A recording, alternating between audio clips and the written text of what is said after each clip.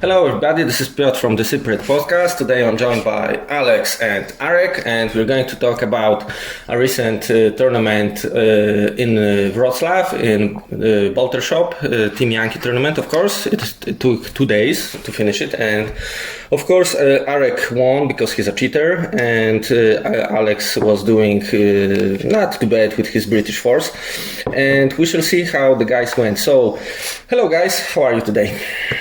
Hello Piotr, nice to have us again, and welcome Alex to the podcast. Hi, I'm Alex. It's really nice to be here, and I hope that you will learn something new from me today.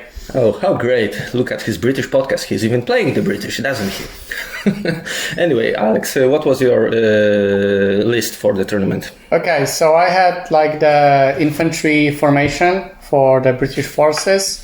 So I had obviously like HQ, then 2 platoons of British infantry. Both of them was the small one with additional Milans. Then they were supported with 1 platoon of 4 Milans, a small platoon of mortars. You know, this one for 2 points. So it's like 4 mortars, enough to have 16-inch of smoke bombardment. And then I added 1 platoon of 3 challengers for 31 points, if I remember correctly, without Romer. The reason why you will find out later when I say about battle with Israelis. And in my support, there was 4 lynxes, obviously as a 1 platoon, the more the better, and 1 small platoon of foxes. So yeah, that was basically my formation. Oh, and one thing I forgot, this time I decided to check out the chieftain marksman instead of the rapiers. But yeah, again, let's talk about it later. So How about you, Arek? Okay, so I was running the Czechoslovak T-72 tank battalion. It was 2 formations, they were quite similar. One had each had 1 tank in the HQ of T-72M version, 2 tanks of 2 units of 3 tanks each, or also T-72M version. Each had a BMP-1 scout unit and 4 Shilkas. 1 company had additional 8 tanks in 1 platoon, and I had 3 Danas, observer for them, and 4 Hinds assault helicopters. Okay, great. So how many players were there at the tournament? It was normally should be 14, but 1 guy didn't show up, and the last person had to get a bay every round. Okay, cool. And the tables, how did they look? Because Bolter is famous for, bringing Team Yankee into Poland and supporting the system, so I believe that their tables were great. The tables were really diverse. There were more urban tables, there were more open tables, even one very open, it was a desert with only some tree lines blocking the line of sight.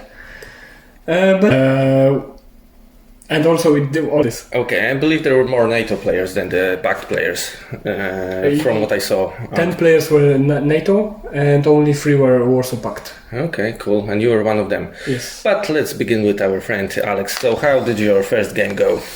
Terrible, just to easily sum it up. And the reason was that, I'm always unlucky. So my first game was against Iraqis on an open table, the desert one. And I don't remember the mission, but it was quite basic one, like probe maybe. It was not even probe, but this was like something like encounter. So it's like you are like your whole force is in the one part of the table, and the opponent is on the other side of the table. And the reason why it went terrible is because, well, probably you know that Iraqis is kind of a spamming nation, like it's a NATO spam. So when I put my challengers into reserves, it didn't go well, to be honest, especially when the guys already know that I'm usually unlucky with my dices and throwing dices. So when I put my marksman into the ambush and the hints show up, obviously, why not?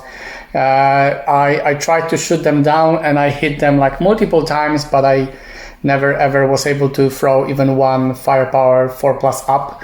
So that was terrible. And actually that's what happened. And that's what won the game for the Iraqi player, because my challengers were vaporized in one turn, basically. 2 of them destroyed, and the last one run out, that's basically what happened. And after that, the opponent just basically seized the objective, and the game ended really, really fast. So he was spamming infantry? Well, he was spamming everything with this Iraqi army. He had like 4 Gazellas, 4 Hinds, a lot of artillery, a lot of AA units, plenty of infantry, and he had 11 or 10 T-55s.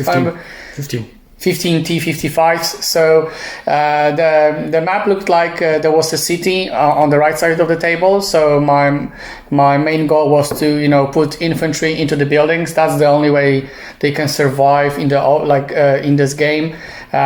Putting them even in foxholes in the open was a really bad idea, because he could literally obliterate them with artillery, especially with my saves, which is usually 1 and 2 when I throw the dices. So I went for the buildings, but he was able to pin me down really fast, and he just ignored the infantry and went for the objectives. And even if I had 4 Milans supported by HQ to rally them up, pinned, it didn't help out when there's 15 T-55s coming for you, Hinds shooting from the sky, and Gazellas waiting for the turn to blow something up. So. Oh yeah. So you Brits have a long history with the Iraqis. You went to pacify their uprising, but they managed to kick you out of there. Anyway, how did you do, Arek? How was your first game, and who was your first opponent? My first opponent was Pablito. He was running an Israeli infantry list, quite unusual one. IDF? Yeah, IDF. Just to mention, the tournament was 75 points with banned allied formations. To be clear. That's important. So we were lucky enough to get one of the new missions, which is called Probe. So just check it out. If you are playing Flames of War or Team Yankee, then it's in the new PDF. It's quite nice, in my opinion. This is a mission when we both have 2 objectives to defend on our sides. Both have reserves. The attacker has, or maybe I will spare the details. So the game went like this: that I pushed with all my tanks, waiting for the reserves. On one flank, I needed to send 7 tanks, avoiding his tow jeeps, to destroy Perex and his M109 artillery battery, and VATS, because if I would kill them early, then my Hinds would be just unstoppable, apart from maybe gun-dueling his Cobras. So it went okay with the plan. The only problem I had is that his 50 cals from the ordinary M113 were able to destroy, along with the VATS, or my Shilkas into shooting rounds. But later I clear up the flank and just parked on the objective and tried to push the infantry out. Unfortunately, the only assault left still 2 infantry bases near the objective, and the time ran out, so it was a draw.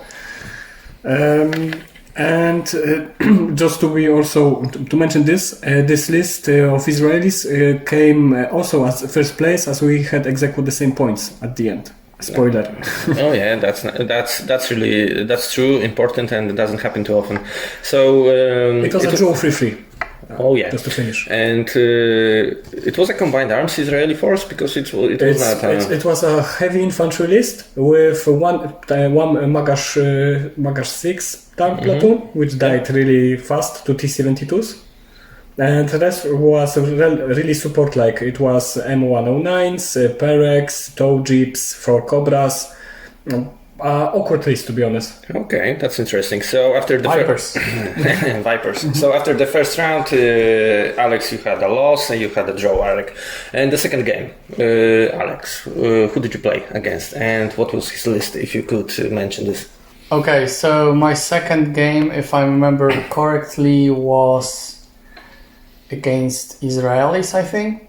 So Yeah. My second game was against Israelis, and the funny thing is, like, my main army is IDF, so I exactly knew what to do.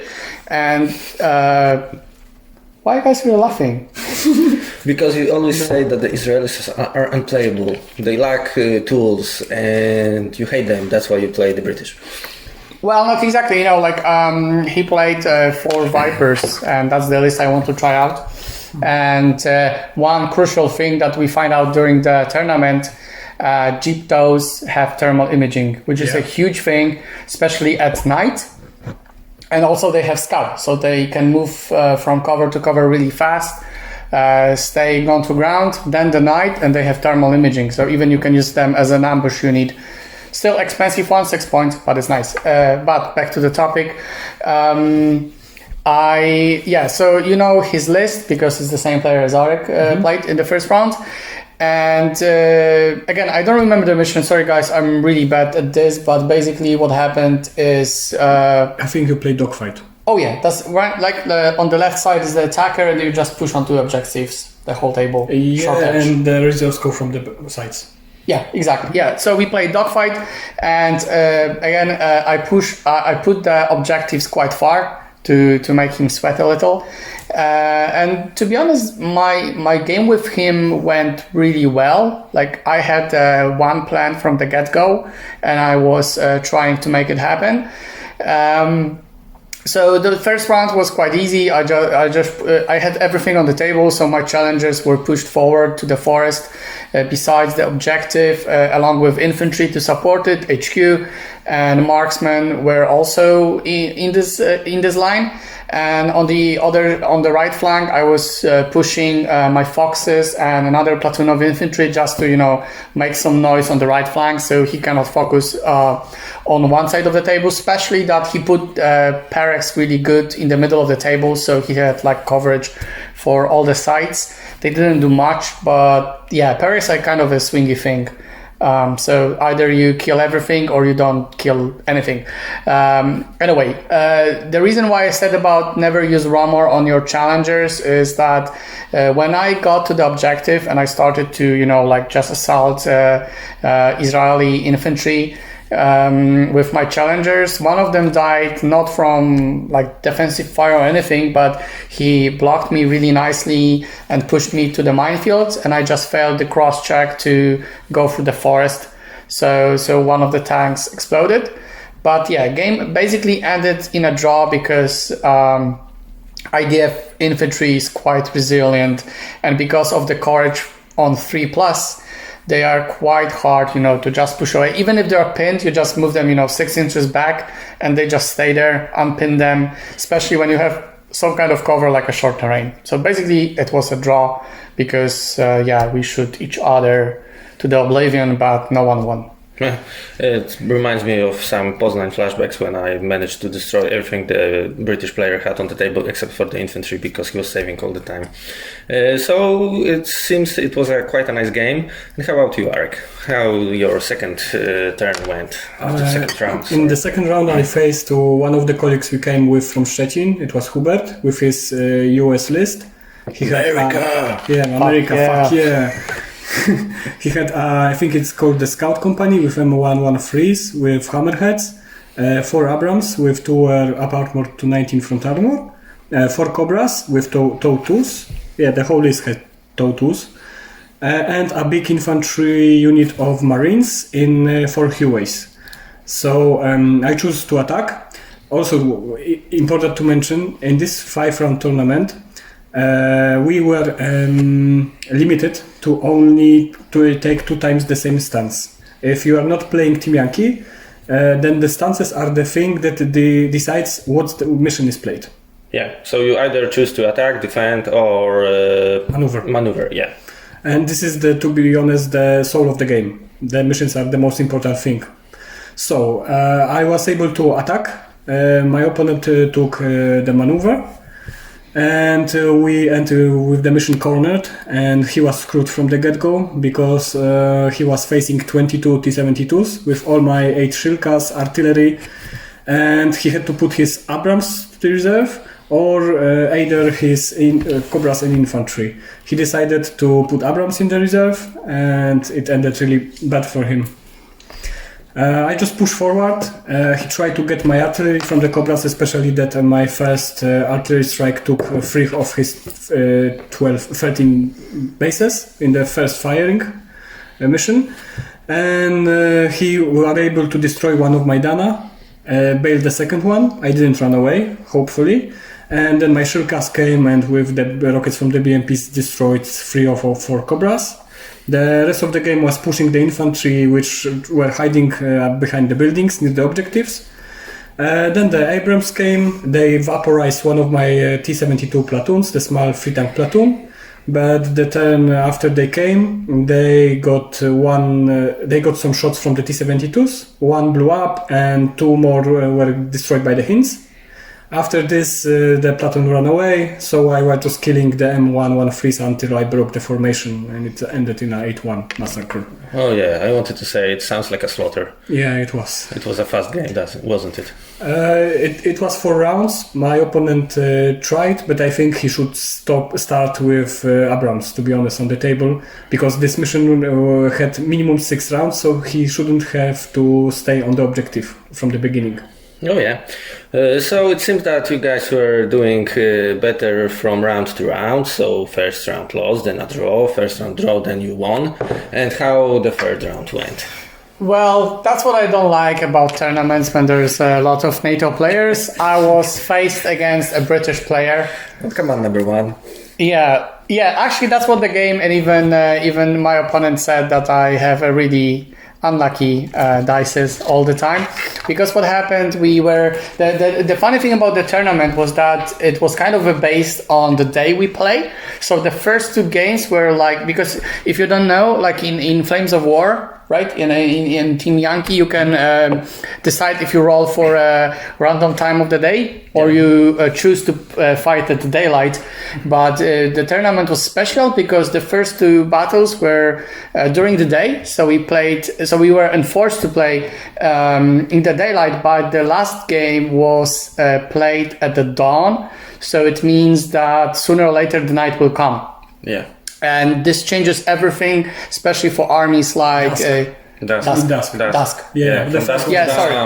Sorry. So dusk and dawn. Sorry. So it was the dusk, and it's really important for armies like US, because they have thermal imaging on everything except VATS. That's funny, but VATS don't have thermal imaging, which saved me a lot of time in another battle. So what happened in this game? The guy was also running challengers, also infantry. He had he still had 4 Milans, but he had only 2 Lynxes. So because he saved some points on the Lynxes, he put Abbots into his list, and that's basically more or less the same. Like he had Foxes as well, and instead of marksmen, he used rapiers. But so the trash cans. Exactly. Yeah. They look like one. But back to the topic. Well, the game went quite smooth, I would say. We put both of our infantry platoons onto objectives, foxholes, artillery hidden, AA hidden, challengers in the reserve. So like we look at each other. He was like, I'm placing my challengers in the reserves, and he was like, what are you taking? I was like, you know what? He was like, yeah, I know challengers. Yeah, okay, let's play. So we had the same tactic basically. The list is quite similar, and yeah, this was basically the game of dices. And I had I threw like 5 ones in a row. So even like when he started to attack my objective at the end of the battle, because as I said, like more or less we just shot at each other and hoped for the best. At the last round of the battle, what happened is he had like literally 1 team of infantry in the building. So I pushed my like 5 bases into an assault. I had to throw like 5 dice right for assault. British infantry has assault 3+. I threw none. That's why we call him number 1. Yeah, that's why they call me number 1, exactly. So that's what happened. Then he threw a counterattack obviously on 4+, which succeeded. Then he threw 3+, obviously succeeded, killed my one team. And I failed a counterattack on 4+ with reroll. So what happened, you need to remember that in Assault, the teams, if they break, they move in the literally opposite direction. So I was even pushed away from objective, and there was only one mortar team holding the objective, and he came with challengers. So remember that challengers have Assault 3+, so I don't need to say what happened. So he started on an objective and he ended on the objective. That's the game, how the game went and how he won. So it was basically game of dices, to sum it up. Yeah, the War of the Roses, so to speak. And how did you do, our Master of Disaster? In the third round, I was facing the Iraqis, which Alex faced in the first round. So I knew how they work because they are quite similar to the Syrian lists I have. And the thing is, I was really afraid of his 8 helicopters. So I wanted to take the attack to force a fair fight, if possible, to disallow to use for him to shoot me, so I can position my Shilkas in my first turn if I would start, or he couldn't shoot if he would start. He chose defend against maneuver. We ended with the escape mission. I was the attacker, he was the defender. So the table was really dense with buildings. It was like a ruined city. And I had a problem because the objectives were placed in a such way, and it couldn't be placed differently, that I would have to kill his big BMP-1 infant mechanized platoon to take the objective, eight of those. So I was thinking of a plan, but my opponent had to first get his reserves, which would came from my rear. And he chose his T-55 platoons. This was 2x7 tanks. His AA, it was ZSU 57s. And his BRDM2, which was out of formation. And then I spot an opportunity, because this meant that on the table he had only 2 platoons from his formation. It was a T-55 HQ and his infantry platoon. So I positioned myself at the... Yeah. No, we just, sorry guys, we are just laughing because we love how Arek is always, remembering these battles. Like he literally has like a camcorder in his eyes. And even I remember when we started like a local campaign in our hometown, he was literally like playing the game, and then he was like writing like, I don't know, like 500 words of whole story, narrative story of how the game went. So he really remembers every detail. So yeah, the details are important. It's because I have feelings and it's easier to record when I have them. So the thing is, when I deployed, my opponent already knew my plan. Because I just deployed on the back on the table, only getting a narrow entrance point for his reserves, so he would just come into my crossfire. And the only thing I would have to get from his side of the table was either his infantry, which was not doable, I think, but his HQ. And this was the role of the hints when they came. So the game started, I pounded his infantry with Danas and got an ambush of BMP-1s. I lost 3 tanks, 2 bailed from the big platoon. So the short story long, I killed half of the BMPs and waited for his reserves. His first T-55s came, dropped my artillery and 1 BMP-1 platoon, so I already get a lot of losses. It was a mistake on my part, I should play it better. But all in all, I destroyed all the T-55s. With a lucky run on with my hints, I were able to snipe his T-55, which couldn't swap hits because I used the danger close rule to my advantage, so he couldn't swap anywhere, and he died with 2 rockets on his side. The problem was that we are running out of time, and the game ended in a draw when I had only 3 ZSUs to kill, and my opponent really smartly just placed them in the corner and smoked them so I couldn't see them. And this was the end of the game, and he ran out of the under the axe, executioner's axe, as he explained this. So this is how the glorious day for the Czechoslovakians was spoiled by the Iraqis. And this concludes day one of the tournament. We won't mention what was going on in the evening because we don't want to have an R-rated show. So day two. How day two went. So maybe let's start with Alex again. Okay, me again.